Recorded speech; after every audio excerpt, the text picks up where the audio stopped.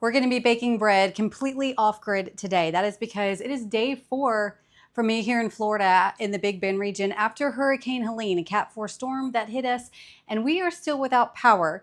And so we need some bread. And we're going to try and make it today. I'm going to be hand milling my wheat, and we're going to be attempting to bake bread in a grill. Not a propane grill, like charcoal wood type grill. So we're going to see how this goes.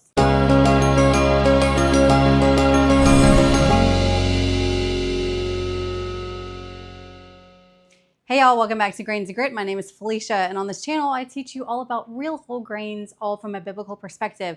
Milling the wheat, eating the real whole grains, eating the way that God intended for you to eat. So as I stated, I am here in the Big Bend region of Florida, and we recently got hit by a Category 4 hurricane. Now, I'm a native Floridian, and I'll go ahead and tell you, Cat 4s are serious. Unfortunately, many of our coastal towns are completely wiped out, and then of course the horrific flooding going on in North Carolina right now. This is actually day 4 after Hurricane Helene hit us, and we still actually have no electricity. Yes, you see lights in my house. That is because we do at least have a generator that we are able to use to power up our lights, our fridge, our freezers, and a small window AC unit and some fans.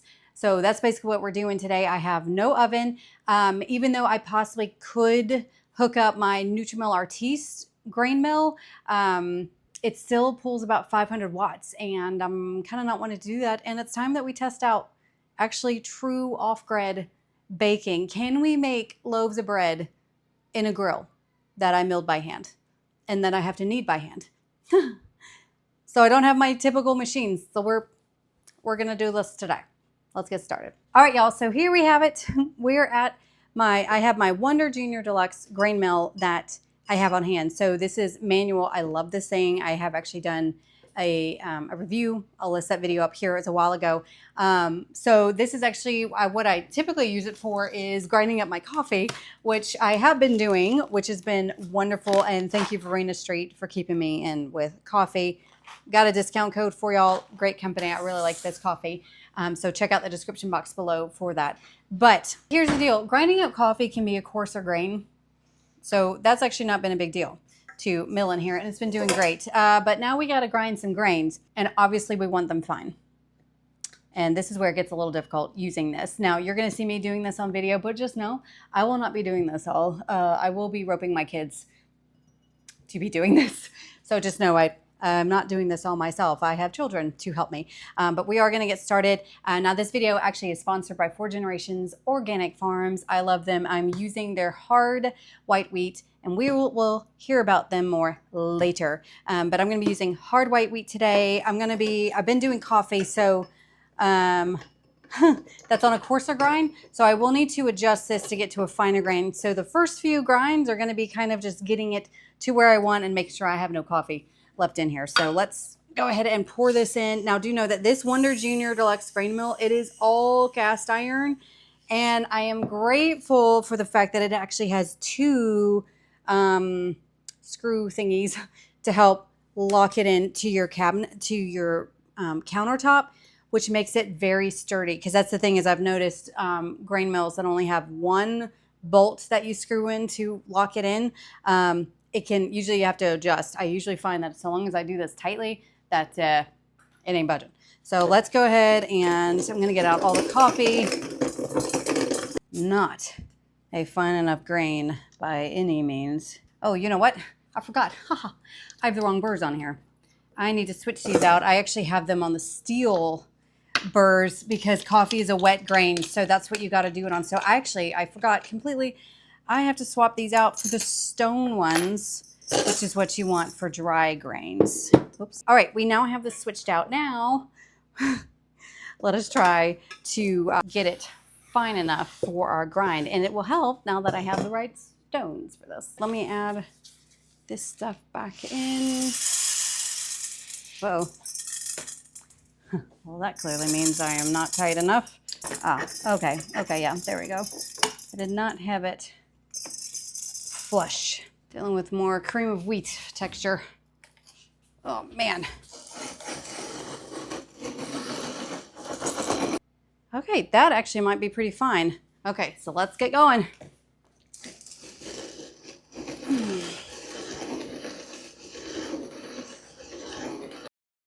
Okay, I will say, like, this is definitely going to be an arm workout and it's going to take time, but it is doable. It's not like crazy impossible. I'm going to add this back in, but it's going to take some time. Not doing the 5 loaves today like I normally do. No sorry about. Now I'm probably just going to do the recipe where I bake 2 loaves of bread, which means I need around 4.5 to 4 3/4 cups of flour, probably 5 cups just to make sure to be on the safe side.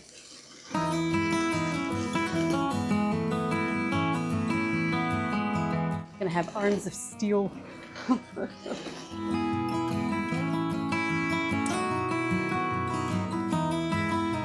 But I am quite pleased. You can see, let me see if I can get a close up here. My lighting isn't that great. I don't have my typical lights that I normally do, but you can see like how it stays on my hand like that. I mean, that's a fine flour. And it doesn't feel very coarse. It doesn't feel coarse. I would say this is very similar to if I was to do it by machine, but you can tell with my flour being on the hand like that, kind of how fine it is. So hey, wanted to pause this really quick to give myself a little bit of a break, but also to tell you about 4 Generations Organic Farms, who is sponsoring today's video. So I love 4 Generations Organic Farms because not only are they organic wheat berries, that means they're gonna be non-GMO, all the things, but that they actually use regenerative practices to actually take care of their soil for the future farmers that we have here in America.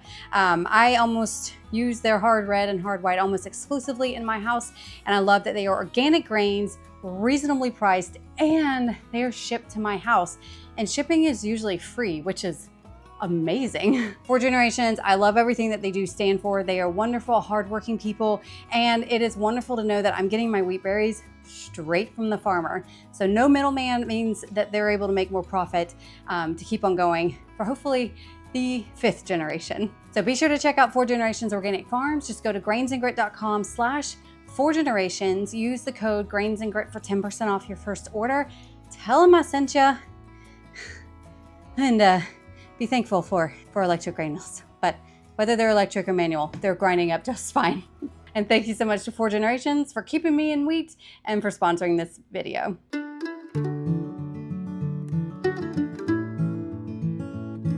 Oh, one thing I did forget to mention, I will have this grain mill linked below for y'all. There are cheaper grain mills that you can buy that are manual, but I will say, just from doing this for like 5 minutes right now, I am grateful for the hefty design of this, because if I was solely relying on this, this is just making it easier that I'm not having to constantly adjust. It's not gonna break.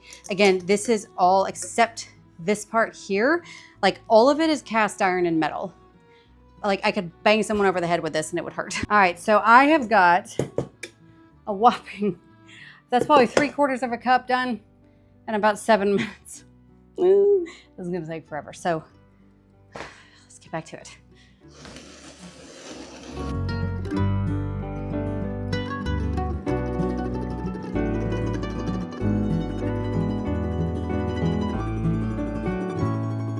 All right, y'all, we did it. Now, fun fact, yes, I'm in a different shirt. I got something on my shirt, had to change. And this actually has kind of been over 3 hours. It has not been a constant 3 hours of milling, probably a constant 20-25 minutes probably of milling, but we've stopped for lunch, we've stopped to do things, we come back, switch between different kids who wanted to do it, so we just can kind of chilled and relaxed about it. But I think we got enough where we can start baking bread. Now, one thing that I might do, probably what I am gonna do, is I'm going to possibly, I think I'm gonna try and sift this. And the main reason I want to sift it is it's gonna be a larger sifter. I'm not getting rid of the bran and germ. I'm just getting rid of any like larger chunks that I definitely would not want. And we're gonna kind of see kind of how it looks. So again, I know people might freak out about me sifting this, but again, it's an old school type sifter and it's not fine enough to get rid of that bran and germ. So we'll see, and if necessary, if it's looking like, you know, that's a good size, I'll just throw it back in. But we'll see. Let's play by ear. Okay, so I don't think you can really see, but that is not very small at all. And it's one of these old school type sifters. So not a very fine sifter at all.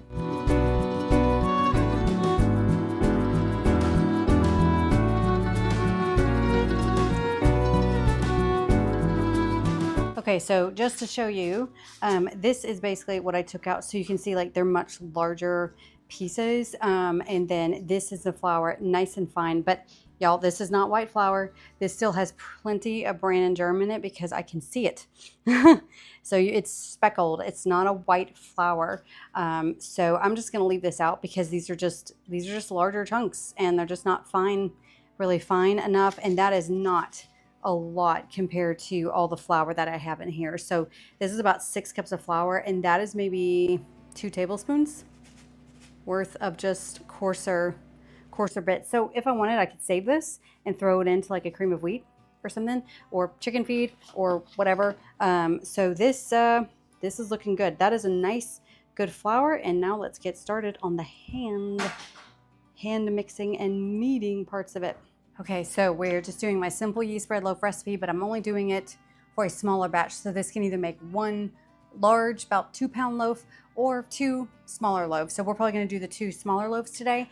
So this part is easy. I just need 2 cups of typically warm water. I'm not gonna worry about that because I just have room temperature water, but room temperature for me right now is about 80 degrees.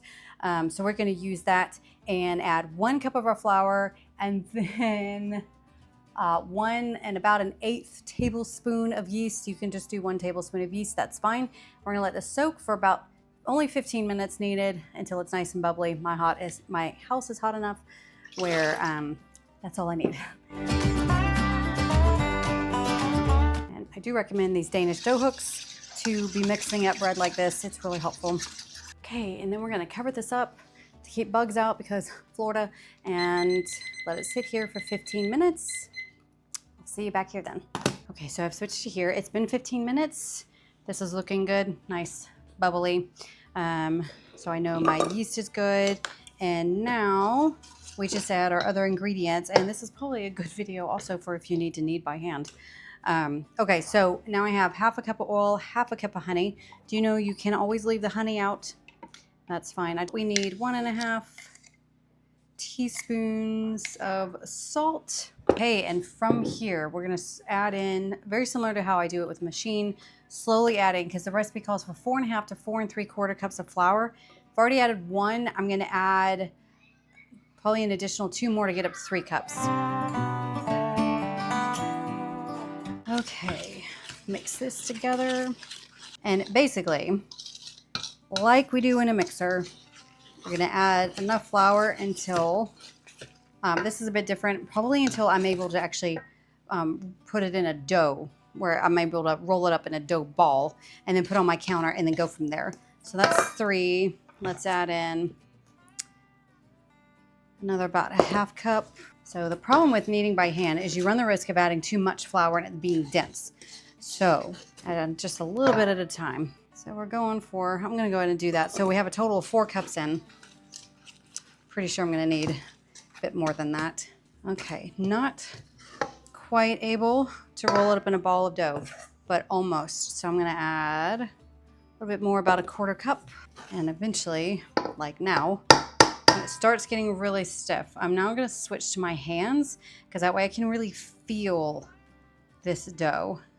Now, I'm very experienced with how dough should feel like, and I will say that I have a feeling it's going to be easier because of that experience. I'm going to flour my hands and then start working all that flour in. It is very sticky, very shaggy. Okay, that is good. We're going to add in, I already know it needs a little bit more flour. And just start working that in and start kneading it. And how you know when you've kneaded it enough is it becomes a nice smooth ball of dough. Now, another thing of how to know how much, if you've added enough flour, is when it's able to start moving off the sides of this bowl and start coming together as a dough ball. And then that is whenever I'm going to stop adding flour and then just dusting my surface and my hands as I knead. That will be adding some more flour to it, but that is fine because right now I've kind of under added, if that makes sense. Okay, so you can see the dough is very shaggy, very, very sticky, but it's enough where it's going to come together where I can start kneading it. One device you're definitely going to need is one of these bench scrapers here. So we're going to move this, generously flour my surface here. This is why you always need extra flour. I'm going to go ahead and dump this out. Okay, and now we start kneading until I know I'm getting a nice soft dough ball. So now we've got this, and so now we're going to use this, where this is going to help me scrape it off. Okay, keep this done. Now if you feel like you've added too much flour, feel free to oil your hands or even water your hands, because I will say now I'm feeling like that's a good amount of flour that is added.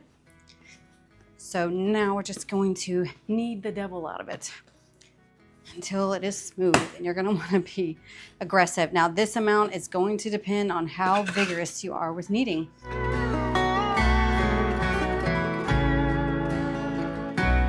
All right, at this point I'm going to actually add some oil. I feel like I've added enough flour. I don't want to add any more, but it's a little sticky, so I'm just going to add a little oil. You can also do water. And the difficulty with kneading by hand is, of course, knowing if you had kneaded it enough. Because unlike a mixer where I can say knead it for 9 minutes in the Bosch, this is a bit more difficult because it all depends on how vigorous you are kneading to determine how long you've kneaded it. But bottom line is you're wanting to go for where the dough is getting smooth and stretchy enough. So this is still breaking off pretty easily. So we still need to keep kneading it. Now a little hack, if you're getting tired, just rest it. Cover this, rest it for maybe like 5 minutes. Just give yourself a little rest. That relaxes the gluten a bit more and it'll help you. So far I've been kneading for about 7 minutes now. So we're gonna keep going. Okay, I'm gonna experiment because it's been about 10 minutes I've been kneading, getting tired. I'm actually gonna just cover this up. You don't want it to dry out. I'm just going to cover this up and I'm going to wait for about 5 minutes and come back to it and see if that helps. I've actually never done this before, so we're completely experimenting and seeing if that works. All right, so it was resting and it actually did soften up a little bit. So it does feel just a little bit more dense than my typical bread in a machine, which I think is just going to be normal for hand mill, because just to handle it, you got to add a little bit more of that flour. But this dough actually feels pretty soft. I am not really getting a window. Well, I am actually. I'm almost getting a window pane there. So yeah, that's actually pretty good. Okay, actually, we are doing a change of plans because my husband made a good point that grills, a lot of times you get stuff in it. I don't want ashes and stuff in my bread. So we are actually going to use my Pullman pan.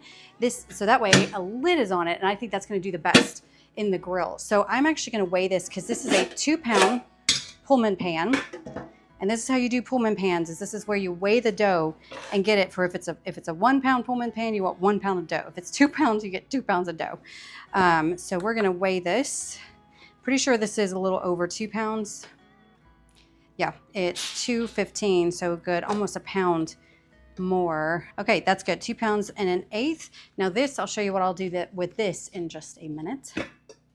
So let's shape this for the 2-pound loaf, which this is the exact same way that I shape it for my regular loaves. I just tweak it a little bit to fit the Pullman pan. So you still want to take it and roll it out and take it, pull it out, fold over, pull out, fold over, and sleeping bag. Pull out, fold over, pull out, fold over, out, over, out, over, out, over, out, over, out, over. Okay, and I go through detailed videos for my simple yeast bread recipe. If you want this slowed down, check out those videos.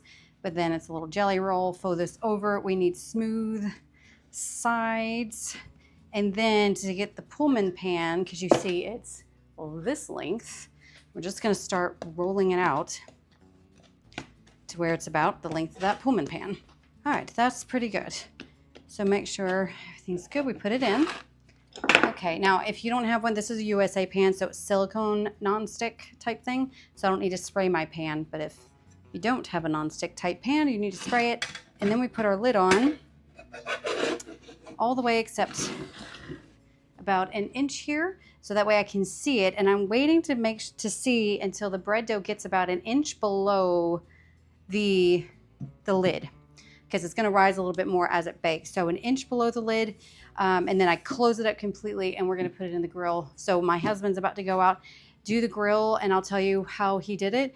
But we're basically wanting to get it to where it's staying at 350 degrees like we would an oven. So we're going to set this aside, and I'll show you what else I'm going to do with the other rolls. And normally, of course, you want to set your bread in a warm spot for it to rise. Luckily for me, that's my house. My entire house is a warm spot right now. Now, the second thing I'm going to do, I'm going to kind of experiment actually. Well, you can from here just make a little thing of rolls, but I'm going to try to do this where it's kind of like a pull away bread, just kind of see it. So we're going to do it like rolls. Okay, well, we're going to do it where we roll it up, and I've got a video all about how to make rolls, but same recipe, and then we just roll them up. So I'm tucking them under the bottom here, tuck with my thumb where it's smooth on the top, not so smooth on the bottom.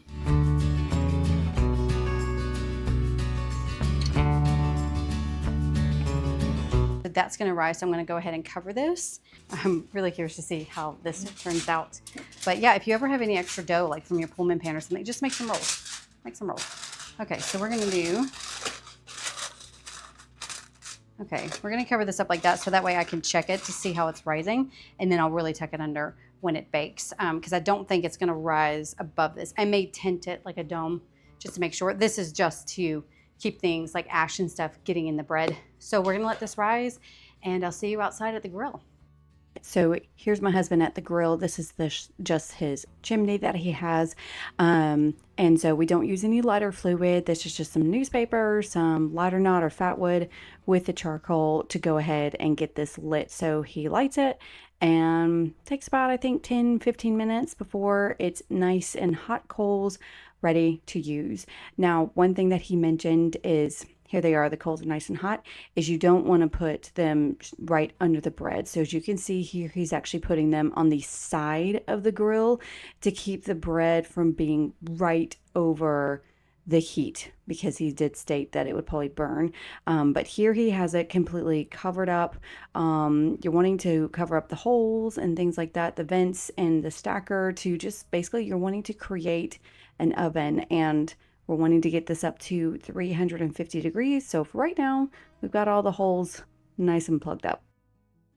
Okay, so we are looking good with the rising. It's kind of hard to get a depth perception here. Yeah, you're just gonna have to trust me. It's about an inch below the pan. So we're gonna close this up here, and then these are looking good. That's gonna be so cool. I'm so excited. So I'm gonna wrap this up tightly, and then we are ready for the grill. So the grill is now up to temperature, again around 350, and my husband wanted to put on some extra charcoal to make sure that it doesn't all burn up the ones he had in there, and to keep it nice and hot. So again, if y'all have a propane grill, this is gonna be way easier. But of course, when you use charcoal or wood, gotta monitor it a lot more. And now we're ready for the bread. So those are those little pull apart rolls, and then my Pullman pan, and we did kind of rotate these a few times throughout baking to ensure it's getting even baking. And so we got everything closed up, and we're just waiting for it to come back to temperature, which it is. And we were able to maintain this around 350 to 380 pretty much the whole time. Now my husband did kind of poke some holes in his tin foil here to help regulate that heat. So again, you'll just have to watch that if you're really primitive like we are. But again, propane is really super easy. And so this, I'm checking the bread after about 25 minutes, just just to see how it is, and it's looking really good. So to double check, you can just check the internal temperature to about 190 degrees is usually what you're looking for. And I found that my instincts were telling me I just needed a little bit more time. So I was putting these back in, but I was really surprised and pleased to see how it was. And I think I just left it in for about another 5 minutes. And then it was really looking great. So then we just pulled them out. Pretty simple. Okay, so we are back inside, away from the super loud generator, and now we're actually going to see how this bread is. And my husband and brother-in-law have decided to be my taste testers for at least the roll type bread, because that one we can get into hot. This Pullman one, I have to say, I am actually pretty pleased with how it turned out for my first time on the grill. Now, it did fall a little bit, but I don't think I rose it too much. I don't think that's the issue. It might have been the issue with like getting it on the grill and the fact that we kept turning it so it wouldn't burn. We may have just jostled it too much to keep it. But otherwise, I mean, it's still a pretty looking loaf. And, you know, it barely sank. So maybe it is possible that I rose it too much. Maybe I overestimated how much this particular loaf would rise. And again, I hand kneaded this, and it's more difficult, in my opinion, to get a nice pretty rise with a hand knead. But then here is this, where basically it's like a pull apart bread, basically a way of doing rolls. And this, I'm gonna go ahead and serve up hot. Look at that. Oh, this hot, hot, hot, hot, hot. Hot, hot, hot, hot. Similar to how I did a brioche bread. So here you can, let me just switch them here. So we're gonna let this Pullman loaf rest until it's completely cooled, and we'll slice it later. But this one, look at it. Oh, guys, that is beautiful.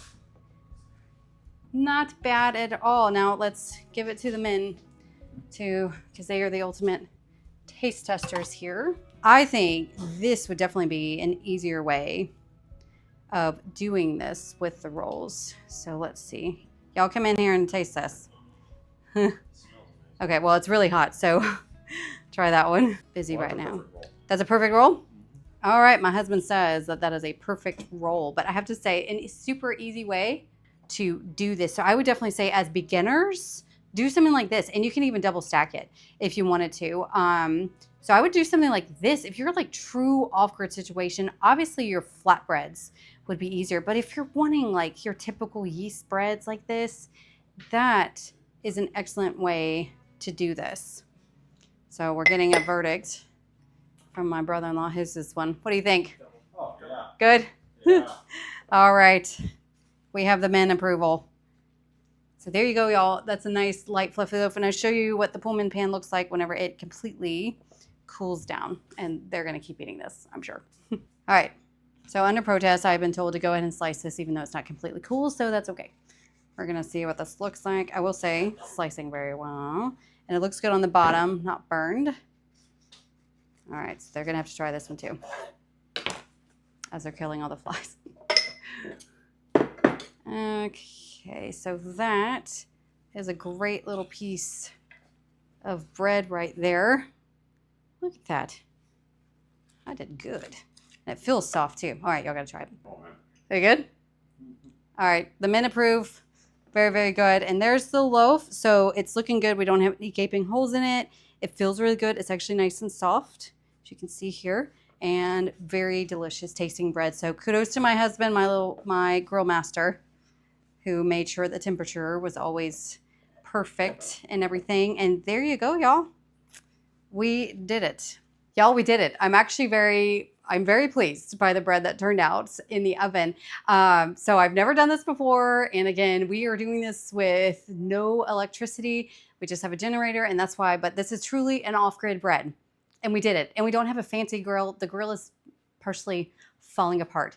So if you liked this completely off-grid, baking this bread on the grill, well, be sure to check out this video here, because we did an entire meal with grains on the grill. And you also see when the grill was looking better as well, because right now it's falling apart. So we can do this on like a falling apart grill, not even really fancy. Then I'm pretty sure anyone can do this. So be sure to check out that video there if that interests you, and I hope you'll have a wonderful day, and I'll see you next week. Bye.